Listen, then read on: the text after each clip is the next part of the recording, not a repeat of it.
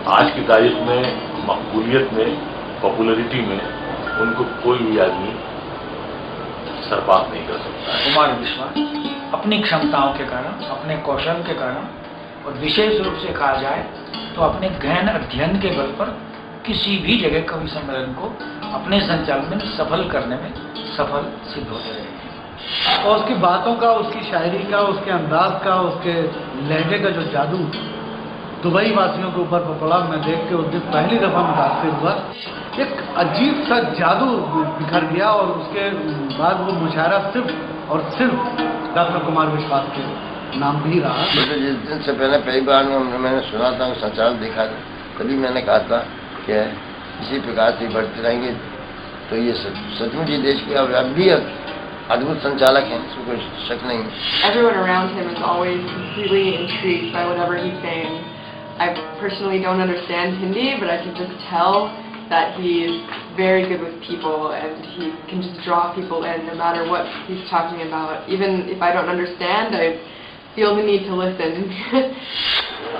कि हर एक खोने, हर एक पाने में तेरी याद आती है, नमक आंखों में घुल जाने में तेरी याद आती है। और अगली दो पंक्तियों को संभालना तालियों के उत्साह में।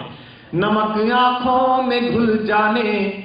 राज जी, आप यहाँ अमेरिका में आके पानी पी रहे हो, मैं तो जब से आया हूँ अमेरिका में पानी नहीं पीता। इतने खूबसूरत चेहरे जिधर देख लो उधर ही मुंह में आ जाता है। भाभी जी, आपको बधाई कि आपको सच्चरित्र पति मिला हुआ है, पानी से ही काम चला रहा है। नमक आंखों में घुल जाने में तेरी याद आती है, तेरी अमृत भरी लहरों को क्या मालूम गंगा माँ। अब उठे आपकी बाह और तालियां अगली पंक्ति पर। तेरी अमृत भरी लहरों को क्या मालूम गंगा माँ, समंदर पार वीराने में तेरी याद आती है, समंदर पार वीराने में तेरी याद आती है। कि हर एक खाली पड़े आलिंद आंगन जो आप छोड़ आए हैं, आलिंद कहते हैं उसे, हर एक खाली पड़े आलिंद तेरी याद आती है। और कई बार सुबह ऐसा हुआ होगा कि आपको लगा होगा कि यहां रहते हुए सपना वहां का कैसे आया। आपको कहता हूं कि कहीं खाली पड़े आलिंद तेरी याद आती है, सुबह के ख्वाब के मानिंद तेरी याद आती है, सुबह के आपकी तरह और जागरूक मुझे वहां चाहिए। सुबह के ख्वाब के मानिंद तेरी याद आती है, हलो है हाय सुनकर तो नहीं आती मगर हमसे। ऑब्जर्वेशन पर जरा इस बार हाथ खोलें।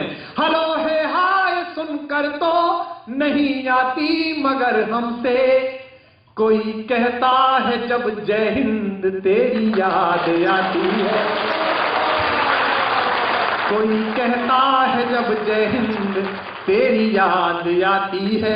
और स्पेसिफिक इंडिया का क्या है, भारत का क्या है कि कोई देखे जन्म पत्री तो तेरी याद आती है, कोई देखे जन्म पत्री तो तेरी। हिंदुस्तान ही अकेला देश है कि सबसे साइंटिफिक चीज कंप्यूटर भी भारत पहुंची तो सबसे पहले हमने जन्म पत्री बनाई उस पर।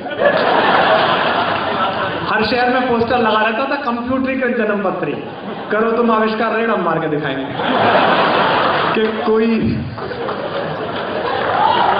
कोई देखे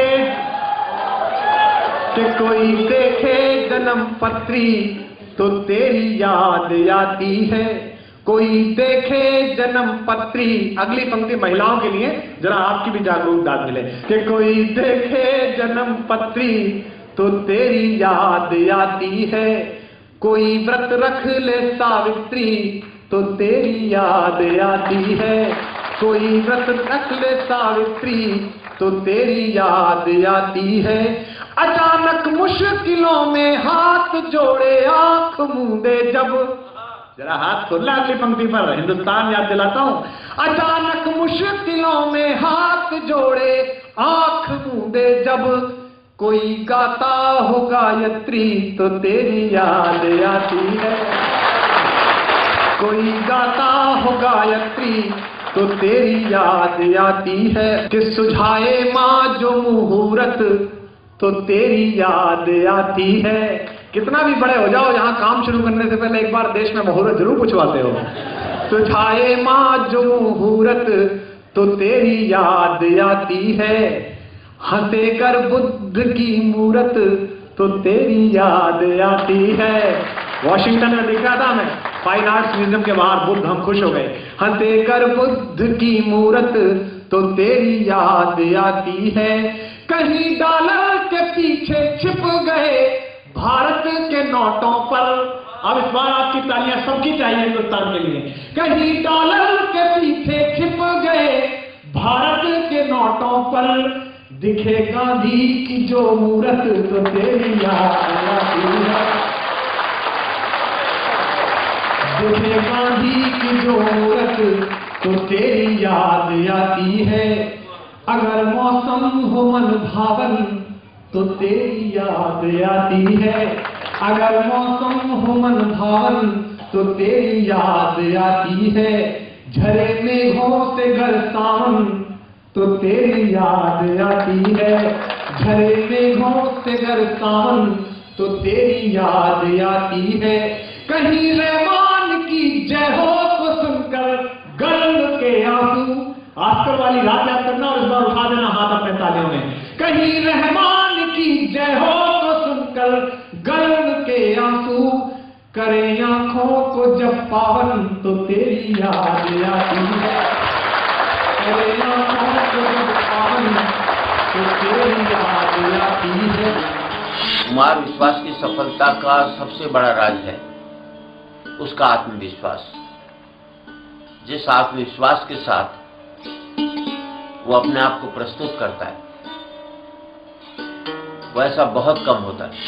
कि खुसूसियत उनके संचालन की यह है कि वो लतीफ़ों का सहारा नहीं लेते बल्कि टिप्पणियों का सहारा लेते। कवि सम्मेलन की और लोकप्रियता बढ़ाने में जितना उनका योगदान है उसको स्वीकार करना चाहिए, उसको अपनी कविता को ग्राह्य कराना है वाइस चांसलर को भी, और जो पीछे भीड़ को मूंगफली बेचने आया है उस मूंगफली बेचने वाले व्यक्ति को भी जो कविता सम्मेलन में रुचि दिखा रहा है। इसलिए अपनी कविता को जनता के कानों तक पहुंचाने के लिए, उसको ग्राह्य बनाने के लिए अगर जुमलों का प्रयोग किया जाता है तो मैं इसको वर्जित नहीं मानता। अच्छा, गणित भी ऐसे ही पढ़ाया जाता था। गणित मेरे कभी समझ में नहीं आया साहब। मान लो, बाप की मान नहीं रहे तुम्हारी मान लो। उसमें ऐसे ही सवाल होते थे, 5 आदमी एक खेत को 10 दिन में जोतते हैं तो 10 आदमी उसी खेत को कितने दिन में जोतेंगे? जब खेत एक बार जुत लिया तो भाई इसे दोबारा क्यों जोत रहे हो? कितनी बार जोतोगे यार? ये 60-70 साल से जुती रहा, अब इसमें बीज वो फसल काटने का टाइम आया, मरने लगे जोते हैं। अच्छा, इतिहास में बड़ा लफड़ा था, इतिहास में तारीख याद रखनी पड़ती थी। और एक बात मॉडर्न इंडियन हिस्ट्री में आती थी, आप सबके जीवन में गुजरी होगी। गांधी जी देश की सेवा में 1922 में कूदे, नेहरू जी देश की सेवा में 1932 में कूदे, सरदार पटेल राष्ट्र सेवा में 1928 में कूदे।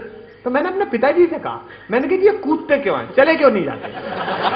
भाई चले, इतनी कूदा फांदी क्यों मचा रखी है इन्होंने? आखिरकार पिताजी भी मेरे ही थे, जीनियस ही रहे होंगे जो मैं हुआ। उन्होंने ऐसा जवाब दिया कि आपको पिताजी पसंद आ जाए तो उनपे ताली बजा। मैंने कहा जी ये चले क्यों नहीं जाते, कूद क्यों रहे? अरे बोले राष्ट्र गड्ढे में है तो नीचे कूद के सेवा करनी पड़ती है।